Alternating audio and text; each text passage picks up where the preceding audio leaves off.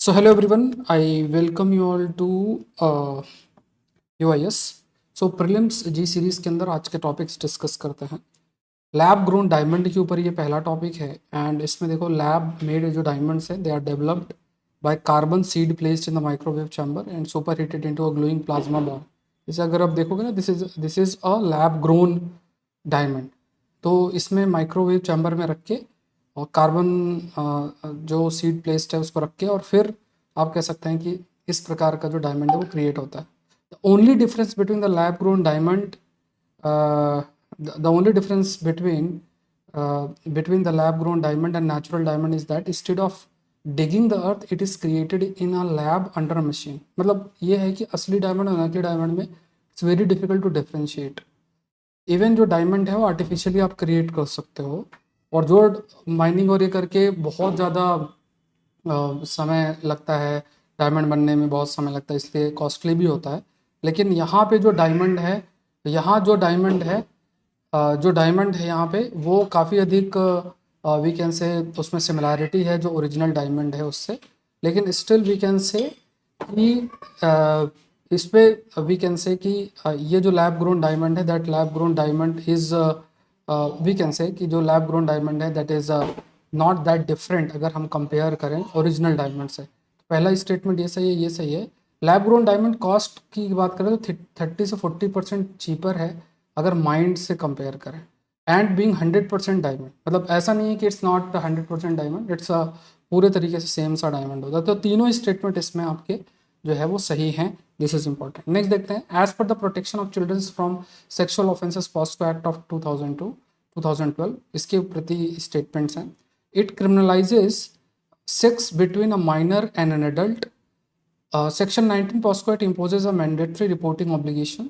Sexual assault under POCSO is a non-bailable, non-cognizable offense. So it's a एक तो ये आपको याद रखना है, it's a sexual assault under POCSO is a non-bailable and cognizable offense है ये। ठीक है, सो विदाउट वारंट भी जो है अरेस्ट किया जा सकता है। सेक्शन 19 जो पॉक्सो एक्ट का है it imposes a mandatory reporting obligations. ठीक है, तो पहला ये स्टेटमेंट भी सही है। और ये जो माइनर और एडल्ट के बीच का जो अगर सेक्स है इसको ये क्रिमिनलाइज करता है। ठीक है, तो ये स्टेटमेंट सही है, ये सही है। It is incorrect statement, that's a non bailable and it is written it's a non cognizable offence, it's a cognizable offence. तो पहला स्टेटमेंट और दूसरा स्टेटमेंट आपके जो है वो सही है। सो ये ध्यान में रखना। नेक्स्ट देखते हैं, with reference to prohibition of child marriage act 2006 it says that child marriage are illegal and void. The act stipulates 18 years as the minimum marriageable age for women, while for men it is 21 years. The act punishes child marriage with a rigorous imprisonment, which may extend to 2 years, or with fine which may extend to 1 lakh rupees, 1 lakh रुपए, और with both. ठीक है, दोनों के लिए है। तो यहाँ पे देखा जाए तो यहाँ पे जो prohibition of child marriage act 2006 की अगर हम बात करें, सो ये first statement says that it's the child marriage are illegal and void. तो यहाँ पे what we have to understand is कि जो प्रोहिबिशन है, like if you can see here, तो प्रोहिबिशन है चाइल्ड मैरिज एक्ट 2006 ये कहता है कि child marriages are illegal but not wide. Instead, they are wideable at the option of the minor party. Means जो minor party है, they can take a step not to do that. In the scenario that the minor petitions the court to declare the marriage void. Void मतलब कि it will be declared null and void, it will not be applicable. ये है। तो यहाँ पे ये illegal तो है बट void डिक्लेयर करने के लिए अभी we can say depends on the minor party also, कि वो कह दें कि ये जो मैरिज थी ये void है, सही नहीं है और ये निरस्त की जाती है। तो इसके लिए आपको पूरे तरीके से जो पेटिशन है वो दायर करना पड़ता है कोर्ट में and then the decision is taken. तो यहाँ पे this first statement is incorrect which says that it is illegal and wide.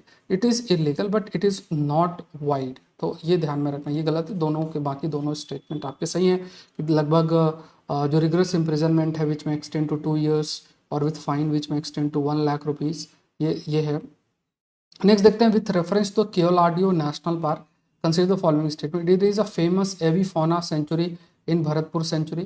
It is also a world heritage site. It is named after Keoladio's temple within its boundary. ठीक है, Keoladeo temple within its boundary. तो यहाँ पे अगर देखा जाए तो ये फैक्ट याद रखना है कि ये यहाँ पे एवी फौना सेंचुरी है भरतपुर के अंदर राजस्थान, ठीक है। तो एवी मतलब we can say it is related with the bird, world heritage site है। और ये केवलाडियो जो शिवा टेम्पल है उनके नाम पे, विद इन इट्स बाउंड्री जो टेम्पल है उसके नाम पे है ये। तो ये तीनों ही स्टेटमेंट्स आपके जो है सही हैं। लाइक केवलाडियो नेशनल पार्क या भरतपुर सेंचुरी भी कहते हैं, जो कि नियर आगरा भरतपुर के अंदर आपका लोकेटेड है। तो all the three statements are correct. Next देखते हैं, with reference to the Chandrayaan program consider the following statement. Chandrayaan 3 expected to be launched at the end of 2023 will have a lander and rover.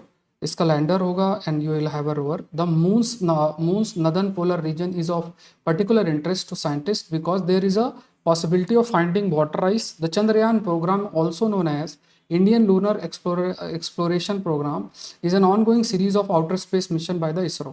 ठीक है, तो यहाँ पे if you will see here, तो like यहाँ पे if you will see Chandrayaan 3 जो mission है इसमें एंड ऑफ 2023 में लॉन्च करने की बात की गई है, लैंडर एंड रोवर, क्योंकि ऑर्बिटल ऑलरेडी हमारा काम कर रहा है।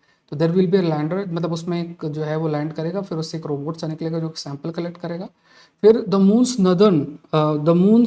Northern polar region is of particular, यहाँ नदर्न नहीं है, ये जैसे हमारे अर्थ के अंदर नॉर्थ पोल साउथ पोल होता है, तो यहाँ भी there will be focus on the southern polar region, not northern polar region, southern polar region ये है इंटरेस्ट में। और Chandrayaan program also known as Indian lunar exploration program is a ongoing outer space mission, ISRO के द्वारा ही mission है, मतलब moon में जो है हम सेंड कर रहे हैं। तो यहाँ पे ये स्टेटमेंट आपका गलत है, बाकी दोनों जो स्टेटमेंट है सही है। आंसर आपका 1 and 3 है। नेक्स्ट देखो, consider the following statement about Rajasthan open prison model. Prisoners who have served half of their sentence are eligible to shift to the open jails. Convicts staying on community land without high walls or strict surveillance.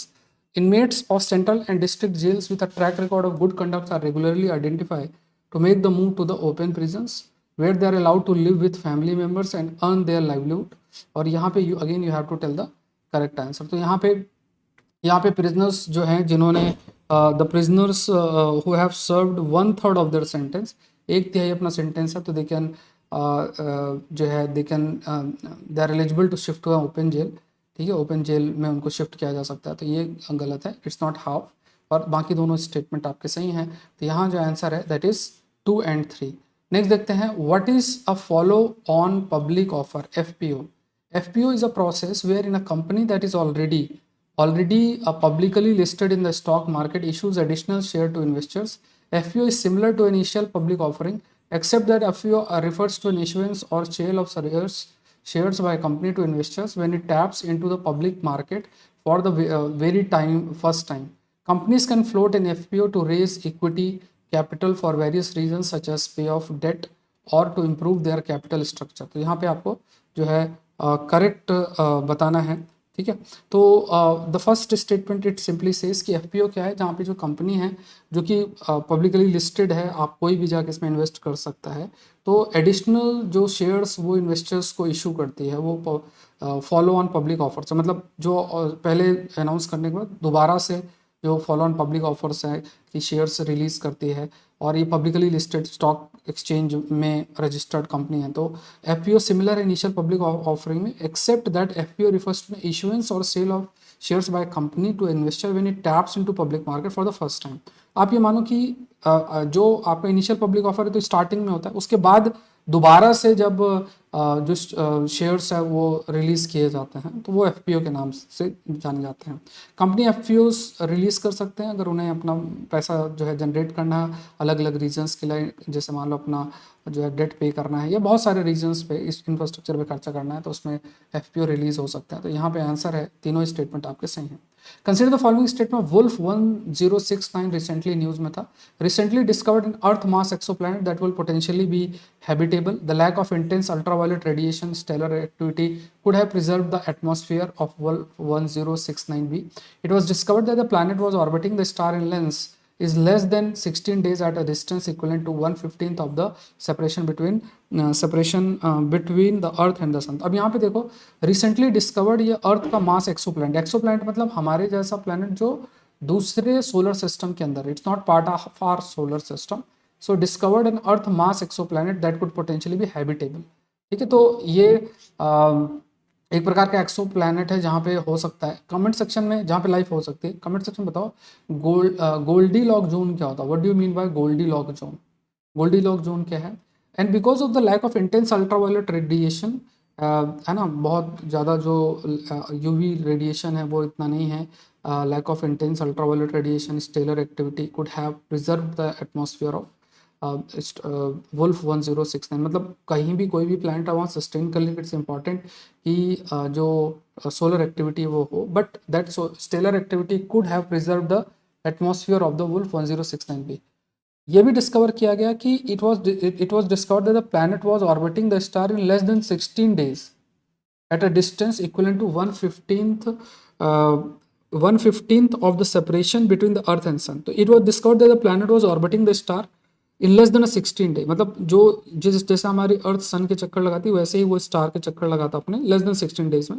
And it is equal to the distance between earth and sun, मतलब जितनी distance अर्थ और सन की उतनी distance वो star और वो जो इस प्लैनेट एक्सो प्लैनेट की 1069, इसलिए इसमें लाइफ सस्टेन करने की पॉसिबिलिटी बन जाती है। तो तीनों स्टेटमेंट आपके सही हैं। अनअकैडमी स्कॉलरशिप टेस्ट का आप हिस्सा जरूर से बने, और यहाँ पे देखो अगर आप फर्स्ट 3 रैंक पे आओगे तो 90% स्कॉलरशिप है, 4 से 10 में 50% स्कॉलरशिप है, फिर 40% है, फिर 30%, 25% है, तो बहुत इंपॉर्टेंट पार्ट है। तो लगभग 90% वर्थ की इंडियन 3 करोड़ की जो है आपको स्कॉलरशिप मिल सकती है, मतलब सभी को मिला के। And you can also voucher also. April 23 है, 11 AM को है, तो इसमें आप एनरोल करें इस टेस्ट में और परफॉर्म करें, ठीक है। एनरोलमेंट नीचे लिंक में दिया होगा। अनअकैडमी से जुड़े यूज़ द कोड SPLIV, इस कोड का इस्तेमाल करें। तो अनअकैडमी की वेबसाइट पे जाना है, UPSC CSC सेलेक्ट करना है, फिर प्लस सेलेक्ट करना है और फिर आप ज्वाइन कर सकते हो। तो यहाँ पे जो अमाउंट आप देख रहे हो ये अमाउंट सारे एजुकेटर के सारे कोर्सेज के लिए, मतलब ऐसा नहीं कि एक एजुकेटर का कोर्स है, सारे एजुकेटर के सारे कोर्सेज आप एक्सेस कर सकते हैं by using the code SPLIV। इससे मेरे भी कोर्सेज हैं, जैसे मेरा भी करंट अफेयर का कोर्स आ रहा है मई से, तो वो बहुत इंपॉर्टेंट कोर्स है। अगर आप 23 की तैयारी कर रहे हैं तो उसका भी हिस्सा आप जरूर से बने। सो आज के लिए इतना ही। आई होप ये सेशन आपके लिए हेल्पफुल रहा होगा। लाइक करें, शेयर करें और UIS चैनल को जरूर से सब्सक्राइब करें।